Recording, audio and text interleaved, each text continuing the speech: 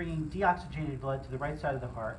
We have the right and left brachiocephalic veins, superior vena cava, inferior vena cava. This would be the azygos vein right here. So this would be the right auricle.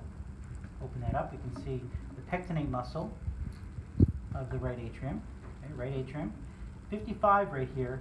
This would be right there. That's the fossa ovalis, a remnant of fetal circulation. We have this red dot right here. Okay, this red dot where my stick is on. Okay, that would be for the ostium of the coronary sinus. Okay. So again, right atrium. That blood will pass into the right ventricle via the tricuspid valve. These are the chordae tendineae of the tricuspid valve, which will anchor via the papillary muscle here and here. This represents trabeculae carnae of the right ventricle.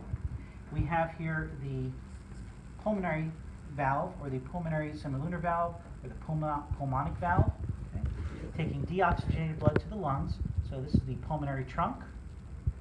And we have here one pulmonary artery, and here's another pulmonary artery.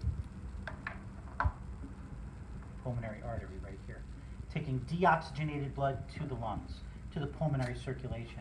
By the way, this is also the interventricular septum, the IV septum, right here. Okay. Not looking at the blood vessels there. So then we have the here, represented in red, okay, these are the pulmonary veins bringing oxygenated blood to the left atrium. Okay? So here we have pulmonary veins bringing oxygenated blood from the lungs to the left atrium. This is the left auricle.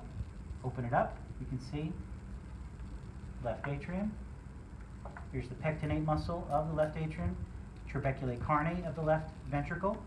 Here we have the mitral valve, aka the bicuspid valve, chordae tendineae, anchoring with the papillary muscle, and again this is trabeculae carnae of the ventricle.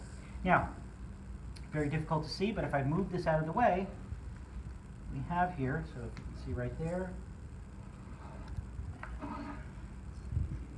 here, it's hard to see, folks, but it's the aortic valve. Okay, aortic valve. And that's going to take the oxygenated blood from left ventricle to the ascending aorta, aortic arch, descending aorta, aka the thoracic aorta. Okay. Then we have here brachiocephalic trunk. This would be the left common carotid artery, the left subclavian artery. And this is a leftover from fetal circulation, the ligamentum arteriosum. See, as far as looking at this. So we have here coronary circulation. So this would be right here, this little piece, because it's being covered by this pulmonary trunk. We have the left coronary artery, circumflex artery, anterior interventricular artery. Then we have the right coronary artery. This would be the marginal artery. Here. Okay.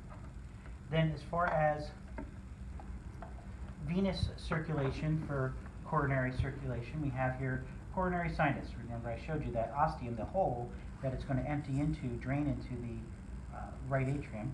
So we have here great cardiac vein, middle cardiac vein, small cardiac vein, coronary sinus. And here we have that inferior vena cava. This is nothing. This is for this whole V. It's not a foramen.